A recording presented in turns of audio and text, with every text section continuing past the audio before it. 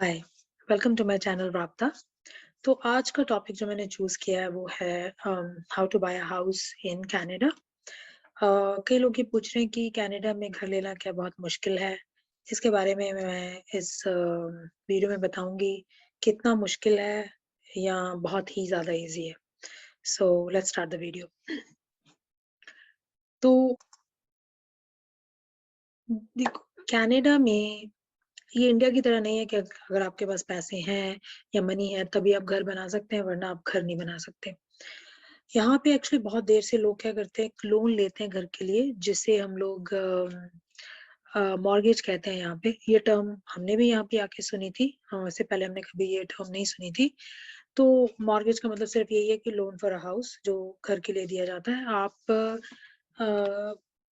Mortgage या उस loan के लिए कैसे अप्लाई कर सकते हैं या कैसे वो अप्रूव होगा, उसकी कंडीशंस क्या है। सिंपली ये है कि अगर आप काम करते हैं, कहीं पे जॉब करते हैं, तो ये बहुत इजी बन जाता है कि आपको मॉर्गेज मिल सके। तो अगर आप more than 6 months with in 1 year भी आप काम करते हो फुल टाइम कहीं पे, और अबाउट $40,000 साल का आपकी सैलरी है, और हस्बैंड वाइफ अगर दोनों इतना बना लेते हैं, अबाउट 80,000 to 90,000 फैमिली इनकम, तो आपके लिए घर लेना बिल्कुल भी मुश्किल नहीं है।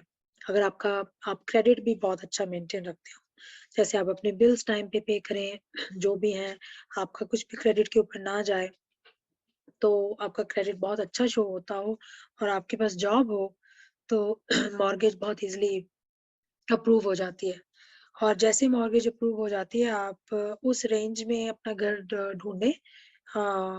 जैसे कोई अपार्टमेंट हो सकता है, टाउन हाउस हो सकता है, कोई डिटैच्ड हाउस हो सकता है, सिंगल हाउसेज, और there different kind of houses are here. So apartment सबसे सस्ता होता है, उसके बाद में टाउन हाउसेज आते हैं, फिर डिटैच्ड हाउसेज। डिटैच्ड का मतलब होता है दो हाउसेज होते हैं, उनकी रूफ सेम होती है, बट वैसे वो इंडिविजुअली होते हैं, बट सिर्फ एक लैंड के ऊपर, प्लॉट के ऊपर दोनों एट अ टाइम सेम बने होते हैं और उनकी रूफ सेम होती है। फिर इसके बाद आता है सिंगल वन, जो एक अकेला घर एक प्लॉट के ऊपर होता है, वो सबसे ज्यादा महंगा होता है। फिर इसके बाद हो गया किस एरिया में है एंड ऑल दैट, उसके हिसाब से घर महंगे और सस्ते होते हैं। तो आपकी जो मॉर्गेज अप्रूव होती है उस टाइम पे आप उस रेंज में अपना कोई भी घर ढूंढे, और ट्राई टू थिंक, जैसे आपकी हो सकता है, जैसे अब घर बहुत महंगे हो चुके हैं यहाँ पे, मिलियंस के भी ऊपर है, तो हो सकता है कि आपको वो मॉर्गेज मिलियन की ना मिले, इससे कम की मिले, 500 तक की मिले या 600K की मिले। तो बेस्ट है कि आप पहले अपार्टमेंट ले लें, क्योंकि अपार्टमेंट की भी वैल्यू, ऑफ कोर्स, जिस हिसाब से values with in 10 years increase हुई हैं, तो अपार्टमेंट की वैल्यू भी इंक्रीज होगी, जिसको आप बेच के उसमें से प्रॉफिट कमा सकते हैं। And then you can buy a second house, जहाँ उसमें से इक्विटी निकाल के आप सेकंड हाउस खरीद सकते हैं, अगर आप बहुत एग्रेसिव हैं। इट ऑल डिपेंड्स कि आप कैसे करना चाहते हैं, पर पहला घर आप बहुत इजीली ले सकते हैं। यहाँ पे एक चीज बहुत इंपॉर्टेंट है जो मैं कहना चाहूंगी, अगर आपकी इनकम बहुत हाई है, सैलरी बहुत हाई है, पर आपका क्रेडिट अच्छा नहीं है फॉर सम रीजन, तो मॉर्गेज लेने में बहुत मुश्किल आ जाती है कई बार। उसके बाद ये है कि जब आप फर्स्ट टाइम घर लेते हैं कोई भी, तो आपको ये यहाँ पे कि 5% फर्स्ट टाइम होम ओनर्स के लिए 5% डाउन पेमेंट का प्रोविजन होता है, कि आपको सिर्फ 5% देना है, और बाकी का जो 95 है वो आपकी मॉर्गेज जो है उसमें से अप्रूव हो जाएगा। सो उस अमाउंट का, अगर 500 है तो उसका 5% निकाल लें, वो आप उनको कैश मनी दें। आप सेविंग करना शुरू कर सकते हैं फ्रॉम ऑल द एंगल्स। या अगर आपकी प्रॉपर्टी बैक इन इंडिया है, आप बेच के वो मनी लेके आ सकते हैं। या the way you can do it is, there are so many ways, depends कि आपके पास पैसा कहाँ से आता है वो डाउन पेमेंट का, और आप वो डाउन पेमेंट दें। अगर आप ज्यादा देते हैं तो ऑफकोर्स आपकी मॉर्गेज कम हो जाएगी उस अमाउंट से, और अगर आप लग जैसे 10% देंगे तो मॉर्गेज सिर्फ 90% रह जाएगी। सो देन इंटरेस्ट रेट कम होगा। दूसरी चीज, इसमें मैं एक चीज और कहूंगी, कि जनरली जो प्रिंसिपल अमाउंट मॉर्गेज की होती है, interest amount every year almost जितना प्रिंसिपल होता है उतना ही इंटरेस्ट भी जाता है, ऑलमोस्ट सेम। अगर आपका अबाउट 18 to 20,000 मेरे मेरे ख्याल से प्रिंसिपल में गया, तो सेम अमाउंट आपकी इंटरेस्ट में भी चले जाती है। तो कई लोग ये सोचते हैं कि अगर हम प्रिंसिपल अमाउंट जल्दी से जल्दी पे कर दें तो हमारा इंटरेस्ट कम हो जाएगा।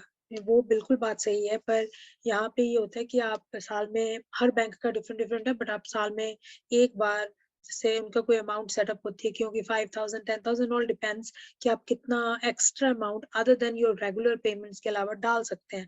जब आप वो अमाउंट इसके अंदर डालते हैं तो आपकी मॉर्गेज जो है टोटल अमाउंट वो कम हो जाती है, राइट, जितनी एग्जिस्टिंग है।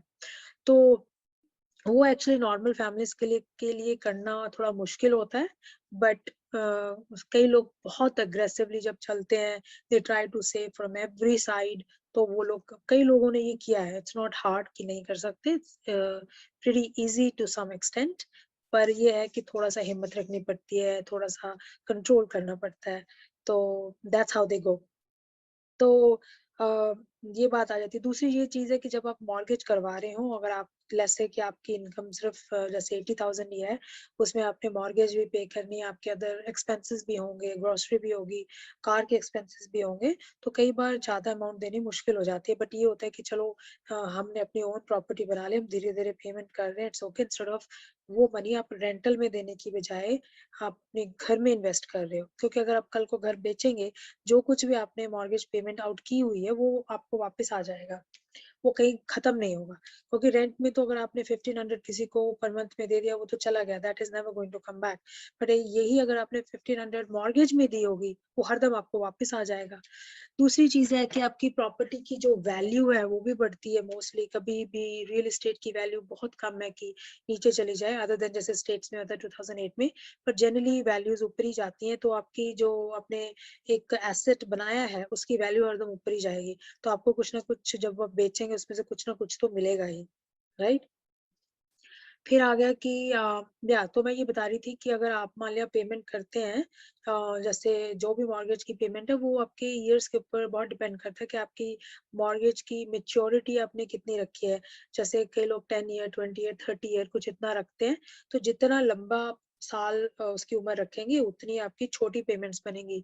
बट जितना ही आप कम साल रखेंगे, क्या जैसे आपने कहा मैंने सिर्फ 15 ईयर्स में मॉर्गेज को खत्म करना चाहते हो, तो ऑफ कोर्स आपकी पेमेंट्स बड़ी हो जाएंगी। फिर ये चीज का बहुत ध्यान रखें कि जब आप मॉर्गेज ले रहे हो तो मेक श्योर करें कि आप पेमेंट कर सके। क्योंकि जैसे अगर आप सोचें कि मैं तो मॉर्गेज फटाफट खत्म करना चाहता हूँ, like 10 to 15 years let's say, और आपने उसको कहा कि 10 15 ईयर्स की उसकी मेच्योरिटी डाल दें, और फिर आप उस हिसाब से आपको पेमेंट होने लगे, तो मान लिया आपकी 5,000 6,000 की पेमेंट आ गई पर मंथ, तो फिर हो सकता है आपको देना वो मुश्किल हो जाए।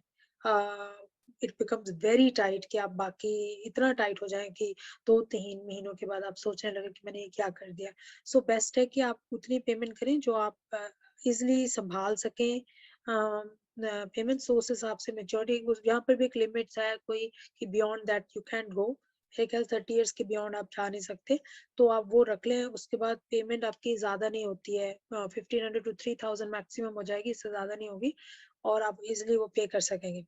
वरना पेमेंट बहुत मुश्किल हो जाती है, फिर आपका क्रेडिट खराब हो जाएगा, और फिर और सिचुएशंस खराब होने लग जाती है उसके बाद में। तो ये मेरी आपको टिप थी। कई लोग ये गड़बड़ करते हैं बाद में, and then they again refinance their mortgages later on with the penalty. क्योंकि मॉर्गेज को जब आप रीफाइनेंस करवाते हैं तो इनिशियल जो मॉर्गेज होती है उसको तोड़ना पड़ता है, उसके लिए पेनल्टीज होती हैं। जब भी आप मॉर्गेज को साइन करोगे उसकी बहुत कंडीशंस होती हैं। तो मेक श्योर कि आप सारी कंडीशंस पढ़ें उनके साथ, फिर मॉर्गेज को साइन करें। इन द लास्ट में ये कहूंगी कि घर लेना कनाडा में बिल्कुल भी डिफिकल्ट नहीं है, इट्स वेरी इजी। बट बशर्ते कि आप जॉब करते हो, और हस्बैंड वाइफ का जॉब करना बहुत जरूरी हो जाता है। क्योंकि अगर तो देखो एक सिंगल पर्सन जॉब कर रहा है और उसकी पे स्केल बहुत अच्छी है, अबाउट लाइक 1 लाख हो, देन वो चल जाता है कि भी देन दोनों पे हस्बैंड वाइफ को काम करने की इतनी जरूरत नहीं होती। फिर वो एक बंदे की इनकम से चल जाता है कि तुम आप घर ले सकें।